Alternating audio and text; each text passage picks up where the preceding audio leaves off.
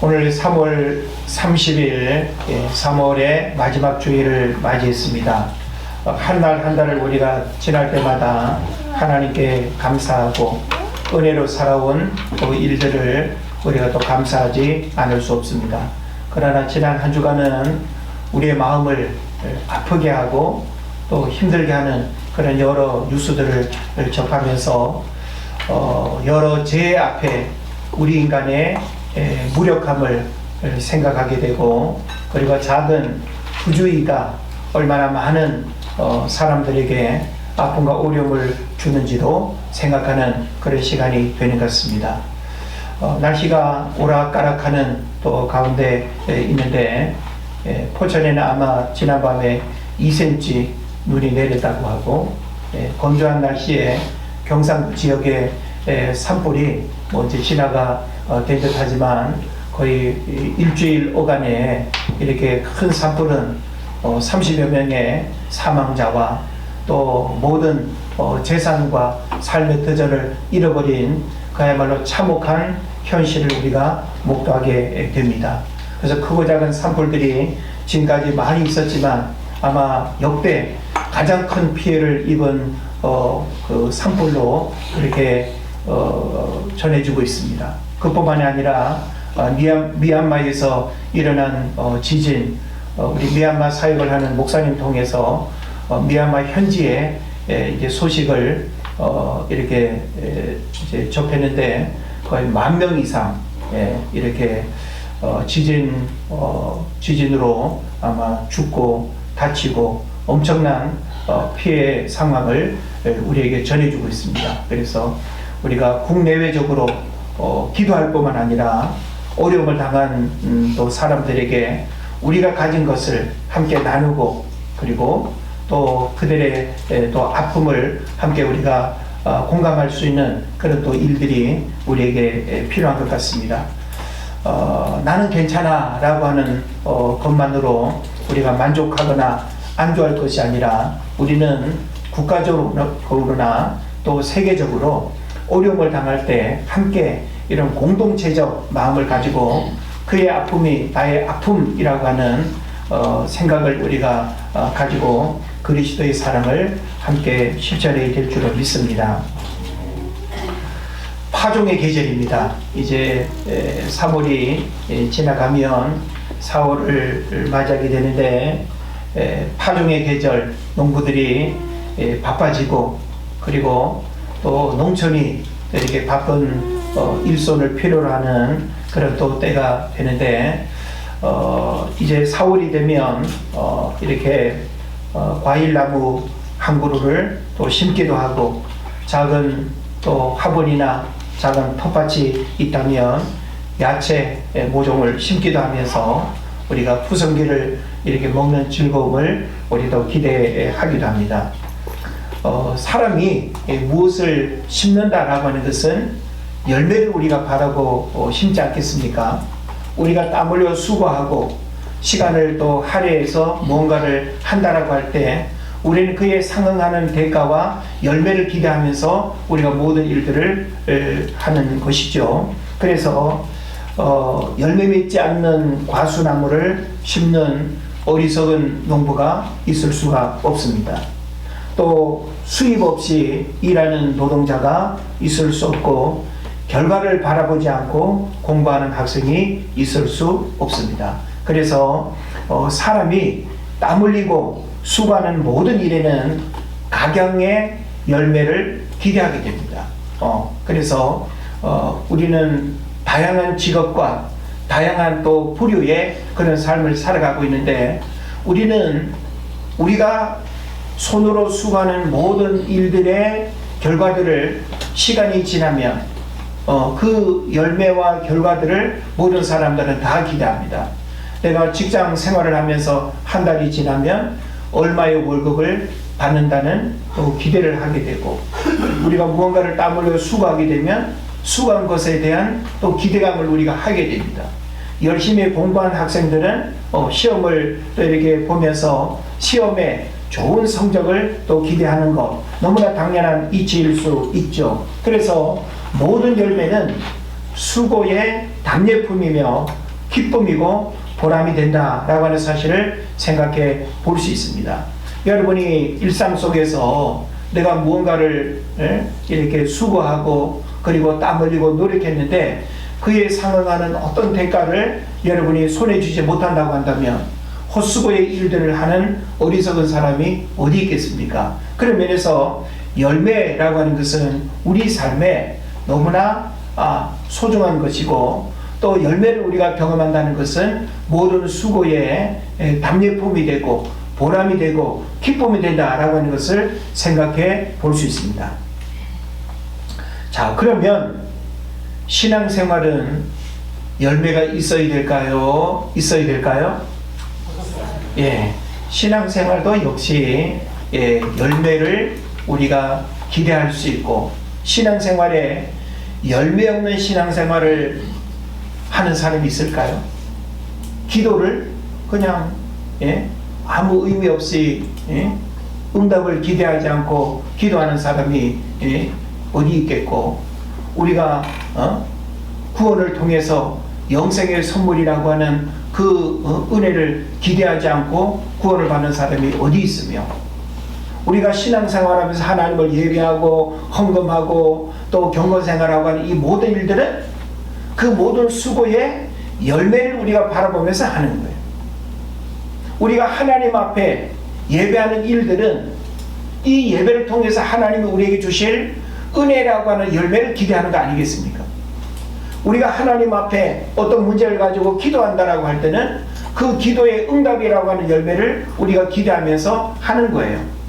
그래서 우리를 구원하신 하나님은 우리에게 구원의 열매를 바라실 뿐만 아니라 구원받은 자의 삶을 통해서 하나님이 열매를 통한 영광을 받기를 원하시는 거예요. 그래서 우리는 기본적으로 하나님은 우리 각 사람을 바라보면서 열매 맺기를 원하실 뿐만 아니라 그 열매가 하나님의 기쁨이 되는 그런 삶을 살아가기를 원하세요. 그래서 오늘 저는 여러분과 함께 열매를 바라시는 하나님이라고 하는 제목으로 말씀을 나누는데, 우리는 우리 일상의 일들에 열매의 크고 작음과 많고 작음에 따라서 기뻐하고 즐거워하고 행복하는 거 다 있지 않습니까? 그런데 만약에 여러분들이 신앙생활의 열매를 기대하지 않고 신앙생활 그냥 무슨 취미생활 마냥 한다면 무슨 의미가 있겠습니까? 우리는 분명한 목적을 가지고 신앙생활하고 있고, 신앙생활의 그 수고와 그리고 또 하나님을 바라보면서 고백하는 그 모든 일에는 하나님이 우리에게 원하시는 열매가 약속되어 있다라고 하는 것입니다. 열매 없이 잎만 무성한 무화과 나무를 저주하신 것처럼 열매 없는 신앙생활은 존재의 가치와 의미를 잃어버리게 되는 것입니다.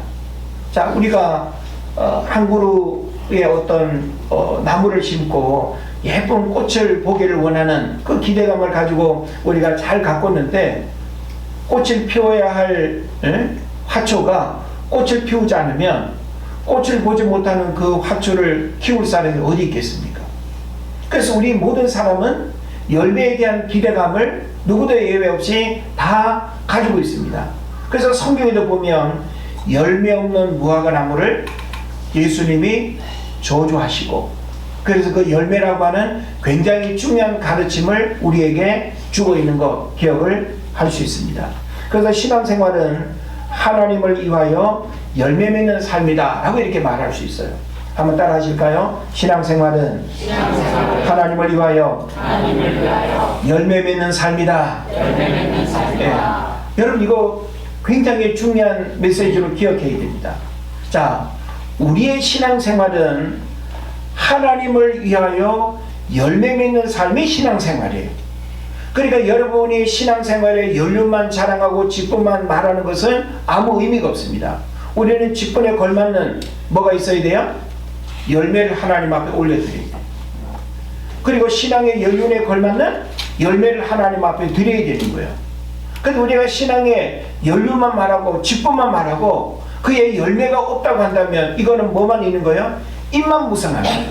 말만 있고 그야말로 호흡에만 멀쩡하고 실속이 없는, 하나님이 우리 한 사람 한 사람을 바라보면서 내가 너를 구원한 이유는, 내가 너를 직분자로 세운 이유는 그 직분에 걸맞는 열매를 하나님이 원하신다는 거예요. 근데 하나님은 계속 열매를 이렇게 원해서 닭장 주인이 알을 낳나 안 낳나 들락날락 하는데 열심히 모이를 주고 알을 낳을 때가 되는데도 불구하고 알을 낳지 않는다. 그럼 그 닭을 키우시겠어요? 저는 안 키울 것 같아요. 바로 그냥 어젯밤 저녁에 사라지지 않을까 생각을 해봅니다. 우리가 암탉을 키우는 이유는 암탉을 통해서 매일 단백질 하나를 우리가 공급받기 위해서 키우는 거 아니겠어요? 알을 낳아야 할 암탉이 알을 낳지 않는데 계속 모이주고 계속 그냥 2년이고 3년이고 키울 그 어리석은 농부가 어디 있겠습니까? 마찬가지예요. 하나님은 누구처럼 열매 맺어라, 저 사람 같은 열매를 보여줘봐 이렇게 요구하지 않아요. 하나님은 우리 각자에게 열매를 하나님이 원하시는 게 다 다릅니다. 그리고 우리는 누구랑 비교할 것 없이 하나님이 나에게 원하시는 열매가 무엇일까? 나는 신앙의 여정 속에서 하나님 앞에 어떤 열매를 맺어 올려드렸는가? 그리고 나는 2025년 어떤 열매를 하나님 앞에 올려드리길 원하는가? 우리는 하나님 앞에서 나에게 열매를 바라시고 열매 맺기를 원하시는 그 하나님 앞에 과연 열매 맺는 자의 삶을 내가 어떻게 살아가고 있는지, 그 열매가 지금 익어가고 그리고 열매가 이제 곧 따게 되는 이런 어떤 상황을 우리가 늘 점검할 수 있어야 된다라고 하는 것입니다. 그래서 우리는 어떤 열매를 맺으며 살아가고 있는지 날마다 우리의 신앙 점검이 있어야 돼요. 그래서 우리가 하나님께서 기대하시는 열매를 맺지 않는다면 그분의 계획하심에서 멀어지거나 버려질 수 있어요. 극단적으로 따지면. 그렇지 않겠어요? 그래서 하나님이 우리 한 사람 한 사람을 구원하신 이유는 먼저 구원받은 우리들을 통해서 하나님이 열매 맺기를 원하시는 일들이 있다라고 하는 거예요. 우리는 하나님의 계획을 늘 이야기하죠. 여러분 한번 생각해 보세요. 여러분을 향하신 하나님의 계획이 뭐예요? 그 계획이 그냥 설계도예요? 설계도가 있다는 건 뭡니까? 설계도대로 무언가가 만들어져야 되는 거예요. 우리 인생을 향한 하나님의 계획이 있다는 것은 여러분 한 사람 한 사람을 통한 신앙의 열매가 하나님 앞에 만들어져야 하고 올려드려져야 된다라고 하는 이 사실을 여러분 깨달으시기를 바랍니다. 하나님은 우리가 신앙의 열매를 맺기를 기대하십니다. 그리고 원하십니다. 바라십니다. 그래서 우리가 성경을 보게 되면 열매에 관한 말씀을 여러 곳에서 우리가 찾아볼 수 있습니다.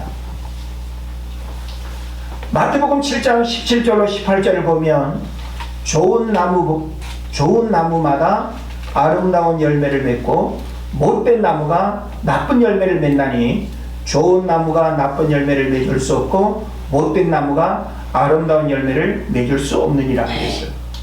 이거 뭐 너무나 당연한 거 아니겠어요? 그러니까 우리는 누구처럼 열매를 맺어야 할 이유가 없어요. 내가 하나님 앞에 열매 맺어 올려드려야 할 그 열매만 여러분이 잘 키우면 되는 거예요. 그래서 좋은 나무가 좋은 열매를 맺고 못된 나무는 못된 열매를 맺는 거예요. 그러니까 우리 한 사람 한 사람이 하나님 앞에 열매 맺어야 되는 이유는 너무나 당연하다라고 하는 것이죠. 또 마태복음 13장 23절을 보면 좋은 땅에 뿌려졌다는 것은 말씀을 듣고 깨닫는 자니 결실하여 어떤 것은 100배, 어떤 것은 60배, 어떤 것은 30배가 되느니라 그랬습니다. 자, 농부가 씨를 뿌리는데 길가에 떨어지는 씨앗, 돌밭에 떨어지는 씨앗, 가시떨기에 떨어지는 씨앗, 열매를 맺어요? 못 맺어요? 못 맺는다고 했어요. 결과적으로는. 어디에 떨어지는 씨앗만이 좋은 열매를 맺냐? 좋은 땅에 떨어지는 씨앗이다. 근데 그 좋은 땅이라고 하는 것은 뭐냐? 하나님의 말씀을 잘 받아서 마음밭이 좋은 그 땅에 말씀이 떨어져야 열매를 맺는다는 거예요. 그러니까 여러분의 마음이 마음밭이라고 할 때 마음밭을 잘 가꾸는 것은 누구의 영역이에요? 나의 영역이에요. 하나님의 성령의 도움을 구하면서 여러분의 마음밭을 잘 기경해야 되는 거예요. 믿습니까? 예. 우리의 마음밭이 엉겅퀴와 가시와 온갖 지저분한 욕심과 더러운 것으로 가득 차 있다고 한다면 거기에서 어떤 열매가 맺어질 수 있겠냐는 거예요.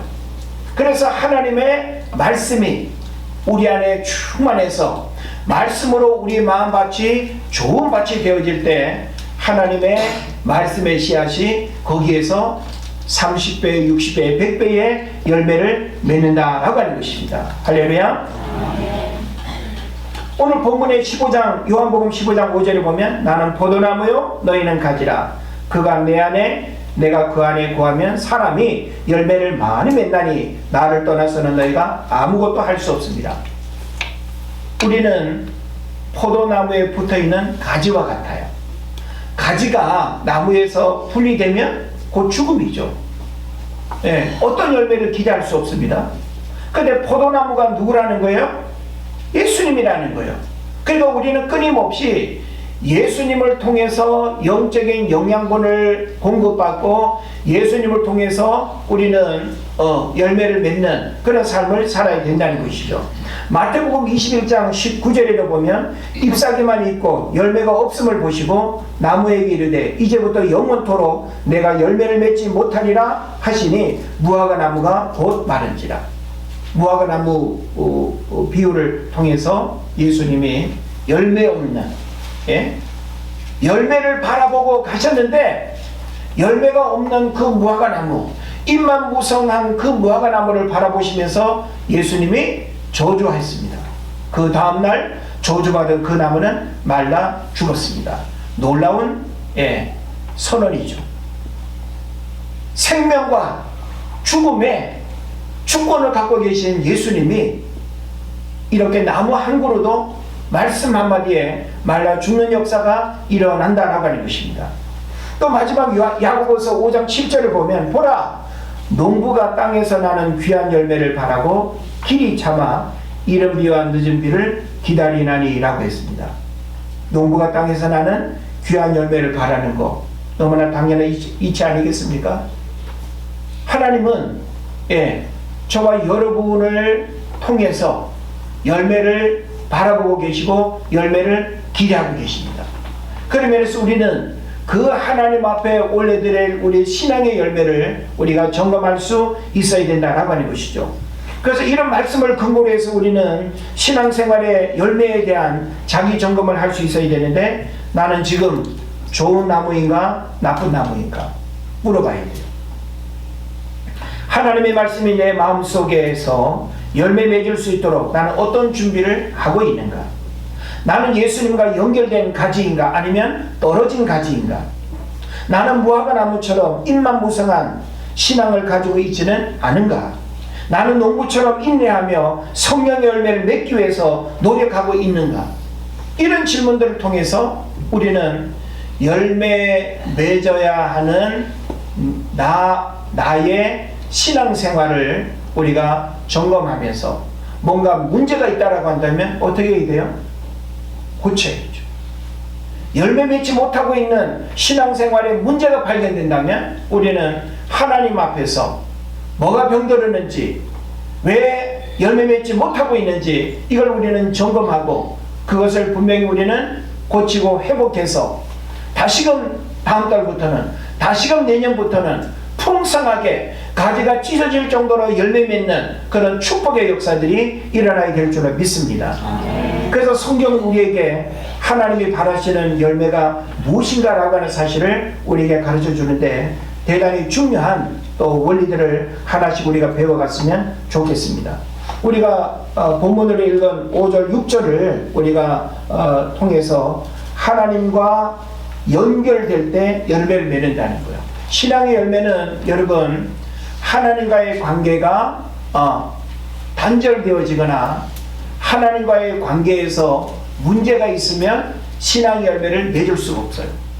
신앙의 열매라고 하는 것은 하나님으로부터 내게 흘러오는 영적인 은혜와 그리고 말씀의 영양분과 하나님의 그 돌보심의 은혜가 나를 통해서 이제 이어지는 것이죠.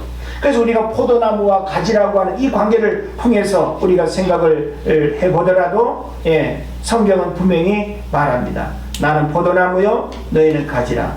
그가 내 안에 내가 그 안에 거하면 사람이 열매를 많이 맺나니 나를 떠나서는 너희가 아무것도 할 수 없다. 그러니까 하나님과 분리된 상태에서 우리가 신앙의 열매를 기대한다는 것은 이거는 말 자체가 안 되는 거예요. 불가능한 일이다.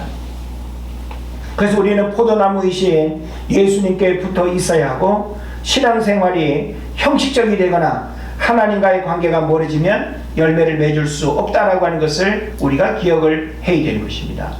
그 다음에 하나님이 원하시는 열매는 어떤 열매인가 하면 성령의 열매입니다.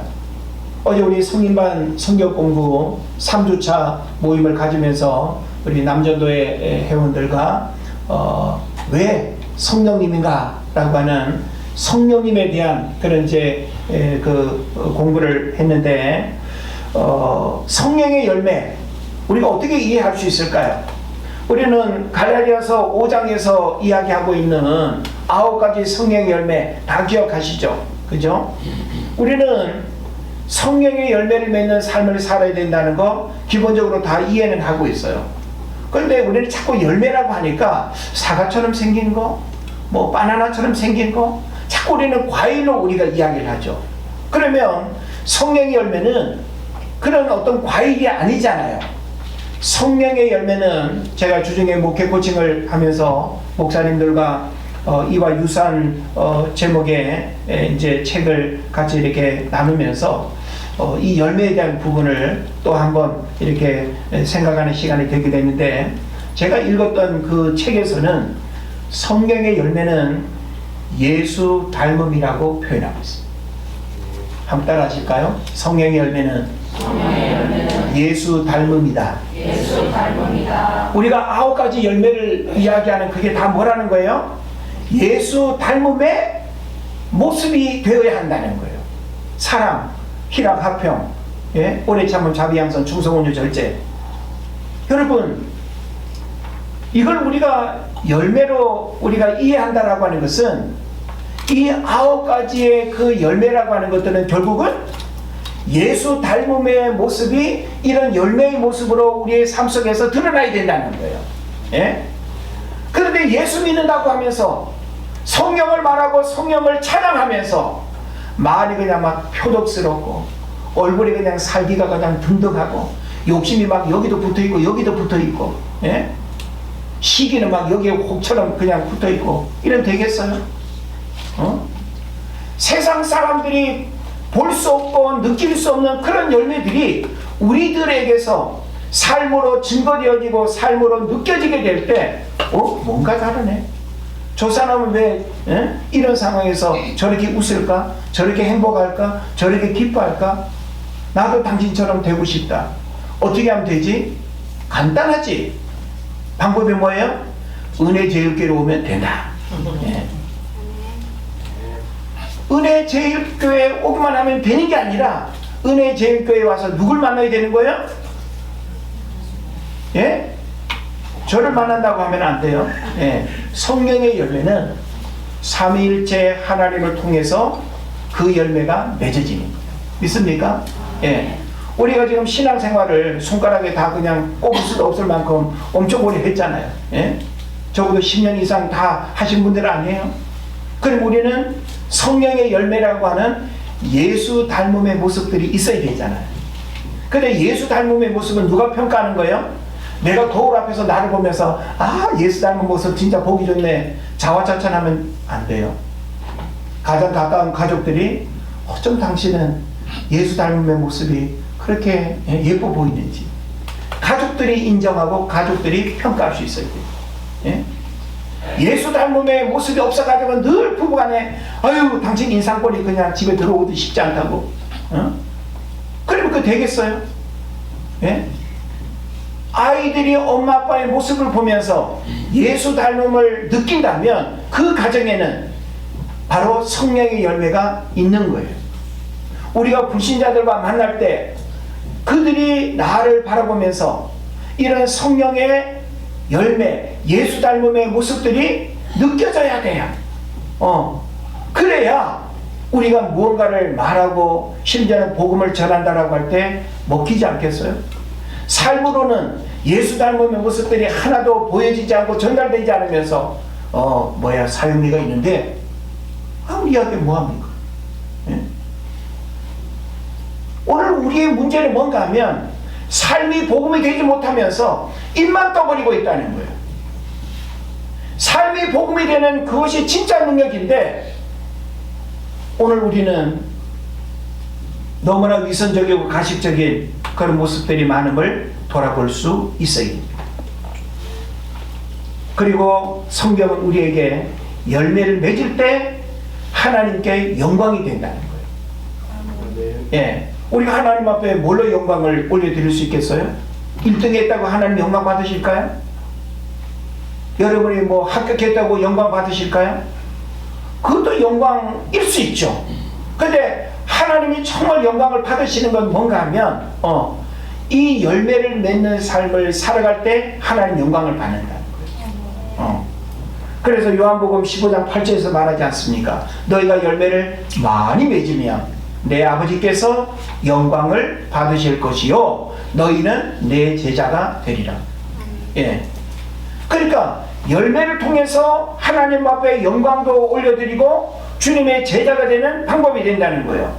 우리의 삶이 변화되고 열매를 맺을 때 하나님께서 영광을 받으십니다. 열매 없는 신앙생활은 하나님의 기쁨이 되지 못한다는 사실을 기억해야 됩니다. 그렇다면 이제 우리는 좀 더 구체적으로 열매 맺는 신앙생활의 중요성을 우리는 충분히 이해했어요. 열매가 없다라고 하는 것은 신앙생활의 헛수고일 수 있다. 열매 맺는 신앙생활이야말로 하나님이 기뻐하는 일이고 영광을 받으시고 주님의 제자가 된다라고 할 때 열매에 대해서 여러분이 소극적으로 생각하거나 나는 열매 필요 없어. 그냥 난 교회만 열심히 다닐래. 그럼 뭔가 좀 문제가 있는 거예요. 교회에 열심히 다닌다라고 하는 것은 곧 열매로 연결되어지지 않는다면 그 열심이라고 하는 것은 의미가 없는 거예요. 열심히 기도한다. 열심히 예배한다. 열심히 신앙생활한다. 여러분 한번 생각해 보세요. 열심히 그냥 암탉에게 모이를 줬는데 없어. 열심히 가꿨는데 꽃이 안 피어. 열심히 심었는데 열매가 아무것도 없어. 그 어리석은 사람이 어디 있겠습니까? 예? 우리가 열심이라고 하는 그것은 열매를 기대하고 열매를 바라보면서 하나님 앞에 드리는 거예요. 열심히 예배하고 열심히 기도하고 열심히 봉사하고 열심히 경건생활하고 그 열심이 우리에게 놀라운 축복의 열매로 드러나게 될 줄을 믿습니다. 자, 그러면 이제 우리는 구체적으로 하나님이 원하시는 열매를 고민하면서 내가 이런 열매는 좀 잘 몰랐는데 이제 이런 열매를 맺기 위해서 힘써야겠네. 하나님이 원하시는 열매를 여러분이 하나씩 찾아갈 수 있기를 바랍니다. 오늘 저는 여러분에게 4가지의 열매를 말씀드릴 거예요. 이 4가지의 열매는 신앙생활하는 우리들이 하나님 앞에 열매 맺어 올려드리고 하나님의 영광 받으시게 되는 그런 열매가 되는 거예요. 여러분이 아무리 신앙생활을 오래 했다 하더라도 이런 열매가 없다라고 하는 것은 근본적인 우리 신앙에 심각한 문제가 있다라고 하는 것을 여러분 진단해야 됩니다. 그래서 열매 맺지 않는 나무는 농부가 가차없이 잘라버리거나 뽑아버립니다. 안 그렇겠어요? 예? 좋은 땅에 열매를 바라보고 심었는데 열매가 없이 매일 그냥 농약에 그냥 영양분이나 빨아먹고 이만 무성하고 그냥 끝나버린다고 한다면 그걸 가꿀 농부가 어디 있겠습니까?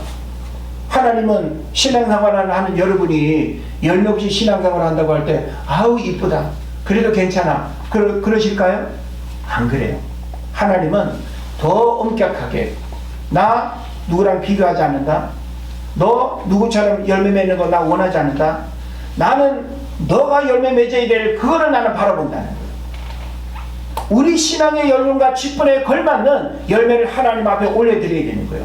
그래서 우리가 성경을 보면 해의 영광이 다르고 달의 영광이 다르고 별과 별의 영광이 다르다고 말했어요. 예? 제가 목회자로서 하나님 앞에 올려드리는 그 열매는 하나님이 영광을 받으시면서 저에게 주실 그 은혜와 축복은 여러분이 감히 따라올 수 없는 거예요. 장로님, 권사님 다 마찬가지예요. 하나님은 신앙의 연륜과 직분에 걸맞는 그런 열매를 우리에게 원하시는 거예요.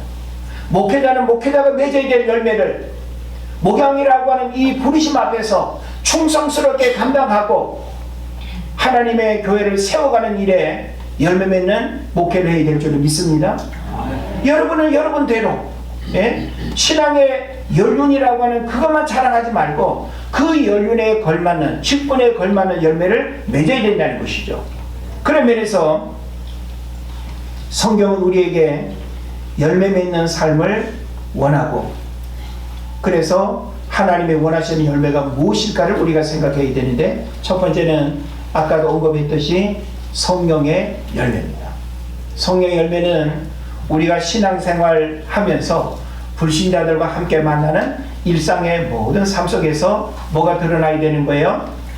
예수 닮음이라고 하는 열매로 드러나야 돼요. 그래서 9가지 성령의 열매라고 하는 것은 예수 닮음의 모습이 9가지의 모습으로 나타나야 되는 거예요. 여러분이 누굴 만나든 어딜 가든 예수 믿는다라고 하는 것은 예수 닮음의 모습이 그런 열매의 모습으로 드러나야 된다라고 하는 것이죠. 그래서 성령의 열매는 우리의 성품과 인격의 변화이기도 하고, 그래서 성령의 열매는 예수 닮음이라고 하는 이 표현을 여러분이 성령의 열매로 잘 이해하고 깨달았으면 좋겠어요. 우리가 하나님과의 관계 안에서 성령의 인도하심을 받을 때 우리의 삶 속에서 자연스럽게 맺히는 열매입니다. 여러분, 사랑이 뭘까요? 사랑은 하나님과 이웃을 향한 헌신적인 사랑이에요. 예? 내 감정으로 그냥 흉내내는 사랑이 아니고 정말 마음이 느껴지는 사랑. 나라면 저렇게 못할 텐데 어떻게 저렇게 감동적이고 희생적인 사랑을 할 수 있지? 그래서 그 사랑의 동기가 내가 하나님을 믿는 믿음 때문에 하나님의 성령이 주시는 그 마음의 사랑으로 표현되어질 때 이게 바로 예수 닮음의 사랑의 열매가 되는 것입니다. 할렐루야. 네, 우리는 이런 사랑을 보여줄 수 있어야 하고 말할 수 있어야 하고 삶으로 드러낼 수 있어야 하는 것입니다. 그 다음에 희락의 열매가 있습니다. 희락은 뭘까요? 환경과 상관없이 기뻐하는 마음이에요. 그래서 데살로니가 전서에 보면 항상 기뻐하라 라는 말씀 기억하시죠? 제가 여러분에게 전에도 가르쳐 드렸어요. 항상 기뻐하기가 쉬워요? 어려워요? 어렵다고 그랬어요, 분명히. 자, 우리가 한 달 30일 동안, 지난 여러분 3월 한 달 동안 기뻐하는 날이 만약에 15일이었다고 한다면 나머지 15일은 인상 쓰면서 슬프고 괴로운 날이었다는 얘기잖아요. 그러면은 항상 기뻐하라는 말씀을 우리가 그렇게 못 사는 거 아니에요? 그런데 성경은 우리에게 항상 기뻐하라 라고 말씀하는데 어떻게 한 달 내내 1년 내내 어떻게 여러분 항상 기뻐할 수 있습니까? 성경은 우리에게 굉장히 중요한 원리를 가르쳐 줍니다. 내가 기뻐할 수 있는 일과 옆 사람이 기뻐하는 일은 겹치기도 하고 안 겹치기도 하죠. 내가 기뻐하는 일이 있을 때는 하나님이 나에게 기쁨을 주신 일로 기뻐하는데요. 그런데 다른 사람이 기뻐하는 일에 함께 공감하면서 그 사람의 기쁨을 여러분이 받아들이고 기뻐하는 일에 같이 마음으로 기뻐하면 똑같은 기쁨이 되는 거예요. 오늘날 많은 사람들이 시기 질투가 심해가지고 자기가 기뻐하는 일에는 막 그냥 웃고 난리인데 옆 사람 기뻐하는 일에는 하면서 상대방의 기쁨에 동참 안 해요. 그거는 항상 기뻐하는 그리스도의 삶이 아니라고 하는 것을 여러분 깨달아야 됩니다. 그래서 우리는 이웃의 아픔도 공감해야 되고 이웃의 즐거움에도 함께 즐거워할 수 있어야 돼요. 성경은 말하지 않습니까? 즐거워하는 자들과 함께 즐거워하라. 우는 자들과 함께 웃어라. 하면은 곤란하겠죠. 예. 우는 자들과는 함께 울고 즐거워하는 자들과는 함께 즐거워하라. 예. 공감의 마음을 우리에게 증가하고 있습니다. 또 화평, 하나님과의 관계 속에서 오는 평안입니다. 예. 우리는 수많은 갈등 속에 살아가잖아요. 불안과 염려 속에 살아갑니다. 그런데 하나님과의 관계 속에서 오는 평안, 이게 바로 오늘 우리가 품고 살아가야 하는 평안입니다. 그래서 어린아이들은 엄마라고 하는 절대 보호 안에서는 평안하잖아요. 그죠? 어떤 상황 속에서도. 우리 인생은 하나님의 품 안에 있을 때는 우리를 두렵게 하는 세상의 모든 일들이 범람해도 평안할 수 있어요. 이 평안을 부여잡아야 된다는 것입니다. 그 다음에 오래 참은 고난과 어려움 속에서도 참고 견디는 인내를 말합니다. 그러니까 고난과 어려움이 왔을 때 아유 살기 어려운데 혀 깨물자. 그리고 그냥 인생을 종치면 가장 불쌍한 인생이 되는 거죠. 그러니까 우리는 고난 속에서도 참고 인내할 수 있는 것, 하나님이 우리 그리스도인이 겪는 그 고난은 단순한 고난으로 끝나지 않아요. 고난은 장차 우리에게 나타날 영광과 좋게 비교할 수 없다고 성경이 말합니다.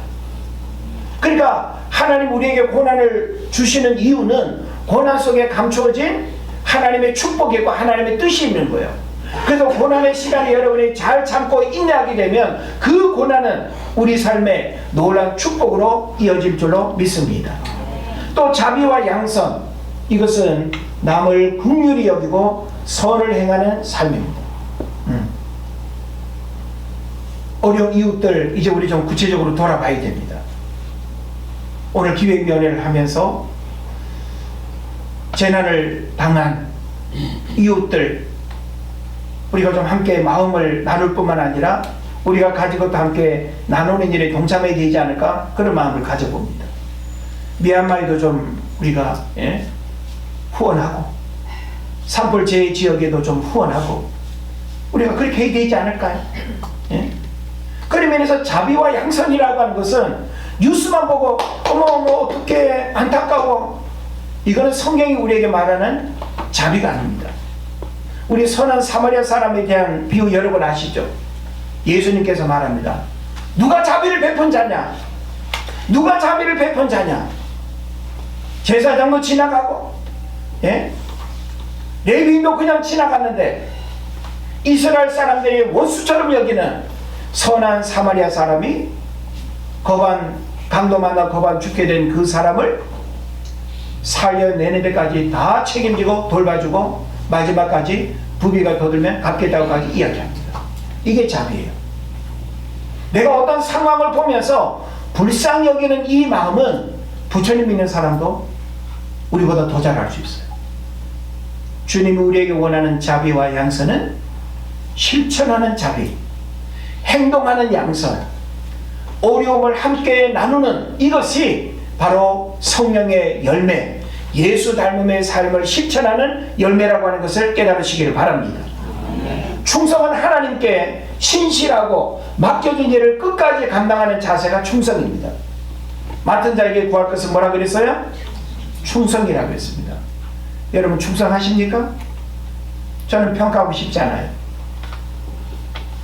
우리는 하나님께서 나에게 어떤 일을 맡겨주시면 충성하는 마음을 가져야 돼요. 이 충성이라고 하는 말은 뭔가 하면 신실하게, 변함없이, 성실하게 어떤 어려움이 와도 그 일을 끝까지 지켜나가는 그 충성이 우리 모든 직분자들에게 있어야 될 줄을 믿습니다. 온유는 뭘까요? 온유는 야생마를 길들인 상태가 온유예요. 여러분 야생마를 길들인다는 게 쉽지 않잖아요. 그러니까 우리가 누구를 온유하다라고 할 때는 야생마가 길들여진 것처럼 주인의 말에 절대 순종하는 것. 그래서 우리가 성경을 보면 모세를 모든 사람보다 그 온유함이 승하더라라고 이렇게 표현하고 있어요. 모세가 얼마나 못돼 먹었습니까? 사람을 쳐 죽일 만큼 혈기도 있고 대단한 고집불통 그런 사람 아닙니까? 근데 하나님께서 어떻게 했어요? 광야 40년 동안 하나님께서 철저하게 그의 모난 부분들을 다 깨뜨렸어요. 그래서 하나님이 이제 야생마가 길들여진 것처럼 하나님 말씀을 잘 들을 수 있는 그 상태가 됐을 때 불꽃 가운데 떨기나무에서 하나님이 찾아오셨어요. 내 발에 신을 벗어라. 출애굽의 지도자가 되는 일 결코 하루아침에 되는 거 아니에요. 여러분, 하나님의 축복을 받는 일은 온유함의 일들을 통해서 하나님의 축복이 흘러올 줄을 믿습니다. 여러분의 감정, 여러분의 혈기, 여러분의 성품, 기질, 부모로부터 물려받은 그 못돼 먹은 성품들 하나님 앞에서 철저하게 깨어지고 다듬어지는 온유함의 상태가 되어질 때 주인 되신 하나님께서 앉아 일어서 눈 떠 라고 할 때 눈을 떠야 되는데 눈 안 뜨면 혼나는 거죠. 그래도 눈 안 뜨는 친구들인데. 그리고 마지막은 절제입니다. 그래서 어느 책을 보니까 앞에 8가지는 다 하나님으로부터 오는 거예요. 근데 절제는 우리에게 요청되는 열매래요. 그러니까 절제는 우리 인간의 힘으로 쉽게 하기 어렵지만 우리가 끊임없이 도전하고 절제를 위한 노력들을 해야 된다는 그런 가르침입니다. 자신의 욕망과 감정을 다스리는 능력, 이게 절제가 되겠죠. 자, 그래서 저는 더 구체적으로 말씀을 드리고 싶은데 이 정도로 성령 열매라고 하는 부분을 말씀드리면서 이 9가지의 이런 열매들이 예수 닮음의 모습으로 과연 가정에서, 믿지 않는 사람들에게, 직장에서 이런 모습들이 어떻게 드러나고 있는가를 열매의 관점에서 여러분의 신앙을 점검할 수 있기를 바랍니다.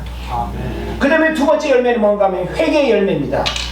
마태복음 3장 8절에서 그러므로 회개에 합당한 열매를 맺고라고 했습니다. 여러분, 우리는 하나님 앞에 회개의 열매를 하나님 앞에 올려드릴 수 있어야 돼요. 예수님도 그렇고 세례요한도 그렇고 회개하라, 이게 공생의 사역의 첫 번째 메시지였습니다. 오늘날 우리는 회개, 불신앙과 세상의 잘못된 그 길에서 돌이키고 그리고 주님이 기뻐하는 그 삶을 살아가는 그 회개의 열매가 우리에게 있어야 되는 거예요. 우리의 신분이 바뀌었으면 신분에 걸맞는 외모를 우리가 가꾸게 되죠. 그죠? 그래서 우리는 회개라고 하는 일들이 우리 삶에 경험되었다면 그 회개에 합당한 열매를 우리가 맺어야 되는 거예요.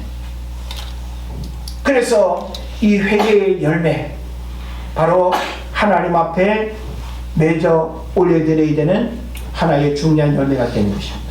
그 다음에 세 번째는 선한 행실의 열매입니다.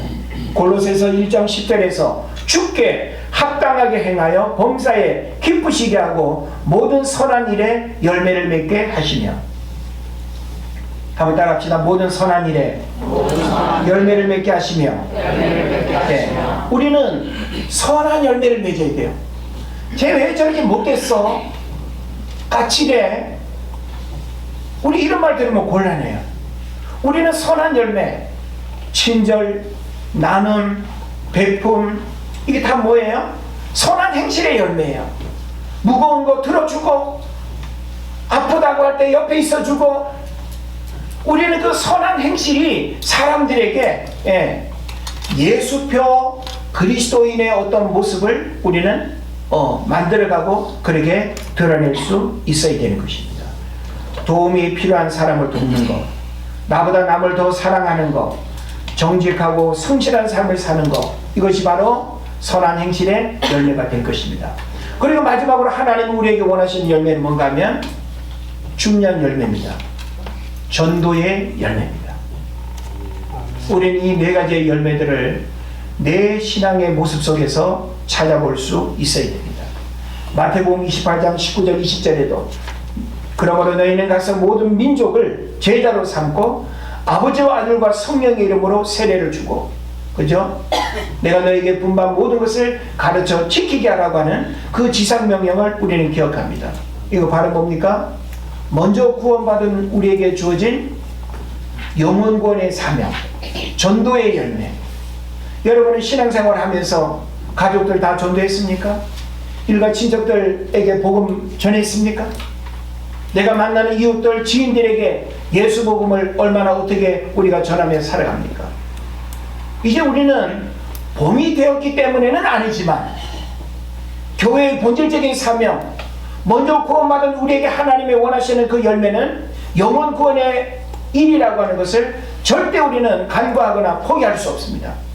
그런 면에서 우리는 일단 내가 만나고 내가 찾아가고 내가 접촉할 수 있는 그 전도 대상자를 우리가 먼저 이름을 적어내고, 그리고 그들을 찾아가고 그들을 주님께로 인도하는 이 일들을 구체적으로 해야 될 줄을 믿습니다.